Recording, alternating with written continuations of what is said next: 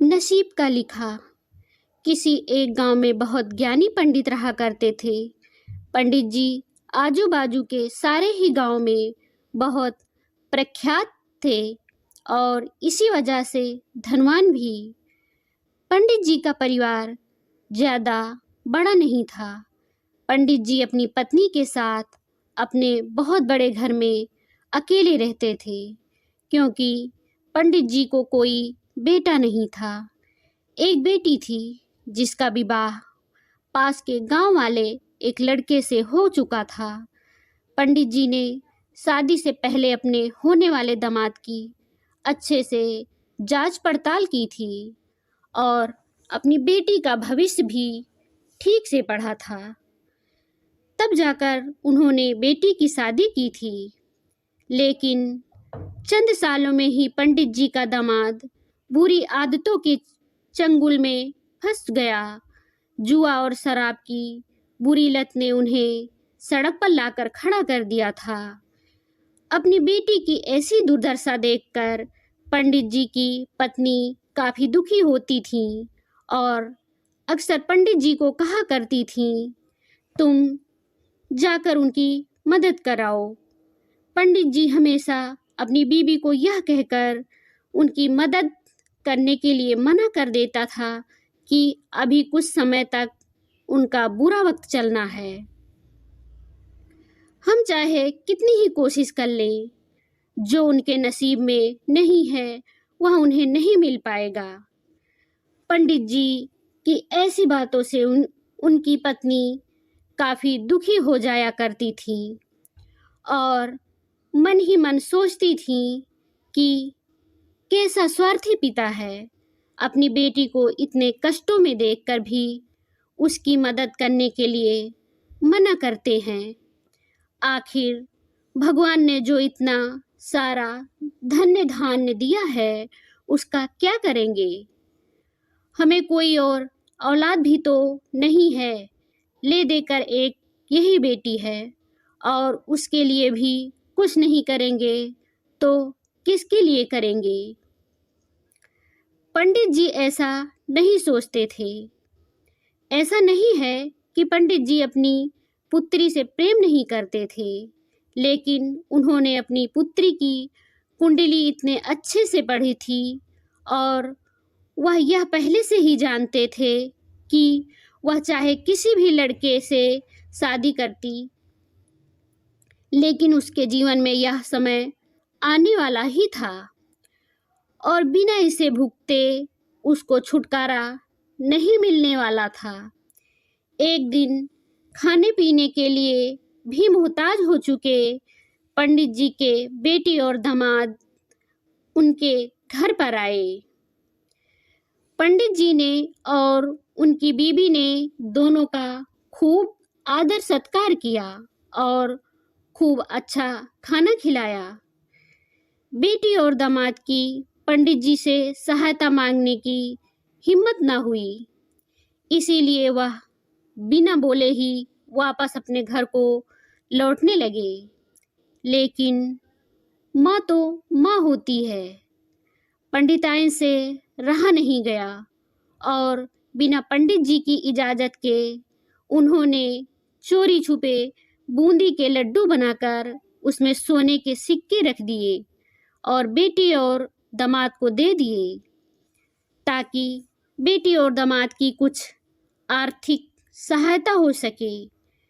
पंडिताइन यह भी जान गई थी कि बेटी और दामाद शर्म के मारे उनसे मदद नहीं मांग रहे थे, इसीलिए उन्होंने बेटी और दामाद को भी लड्डुओं में छिपे सिक्कों के बारे में कुछ नहीं बताया था।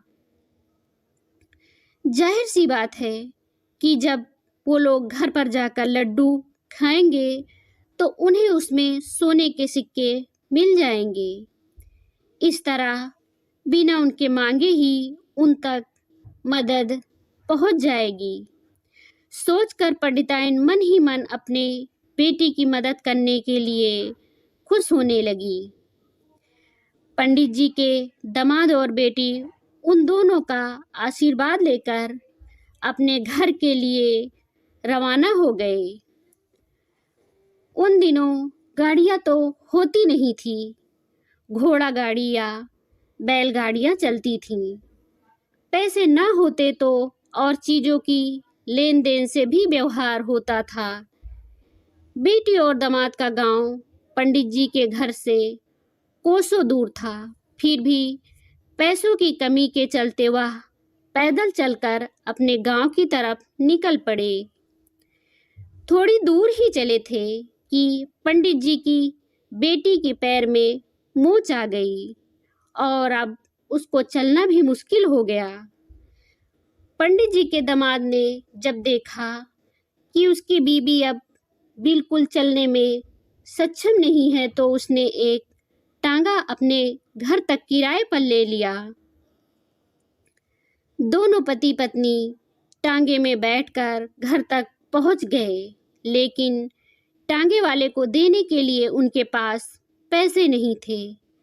इसीलिए पंडिताइन ने जो बूंदी के लड्डू उन्हें दिए थे वही किराए के तौर पर उस टांगे वाले को दे दिए। टांगे वाला बूंदी के लड्डू लेकर वहां से चला गया। टांगे वाले अपने घर की तरफ जा रहा था, तभी उसे एक हलवाई की दुकान दिखी। उसने सोचा कि थोड़े से बूंदी के लड्डुओं से मेरे घर के लोगों का पेट थोड़ी भरने वाला है। इससे अच्छा मैं इन बूंदी के लड्डुओं को बेचकर उनसे कुछ चावल खरीद लेता हूँ। टांगे वाले ने बूंदी के लड्डू हलवाई को बेच दिए। जिस गांव में वह हलवाई रहता था उसी गांव में एक आदमी ने अपने घर पर पूजा रखी थी और उसी पंडित को उस पूजा के लिए बुलवाया था। पूजा में लगने वाले प्रसाद के लिए उस आदमी ने उसी हलवाई से बूंदी के लड्डू लिए जहां पर उस टांगे वाले ने बेचे थे। हलवाई ने भी उस आदमी को टांगे वाले से खरीदे हुए लड्डू ही पहले दिए ताकि वह खराब न हो जाएं, क्योंकि वह नहीं जानता था यह लड्डू कब बने हैं। पूजा खत्म होने पर दक्षिणा और बूंदी के लड्डू लेकर जब पंडित जी अपने घर आए और खाना खाने बैठे तो प्रसाद में लाए बूंदी के लड्डू खाते वक्त लड्डू से सोने का सिक्का निकला। इस घटना को देखकर पंडिताइन की आंखों से आंसू बहने लगे। पंडित जी ने जब पंडिताइन से उनके रोने का कारण पूछा तो पंडिताइन ने पंडित जी को सब कुछ बताया और पंडित जी से उनकी बातों पर भरोसा न करने के लिए माफ़ी मांगी। पंडित जी ने पंडिताइन के आंसू पोंछे और कहा कि तुम्हारी तरह मैं भी हमारी बेटी को बहुत प्रेम करता हूँ, लेकिन अगर हम उसकी मदद करते हैं तो दामाद हमसे हमेशा ऐसे ही मदद की अपेक्षा रखेगा और अपनी बुरी आदतों को कभी नहीं छोड़ेगा। पंडिताइन भी अब पंडित जी की बातों से सहमत हो गईं। 2-3 महीने बीत गए।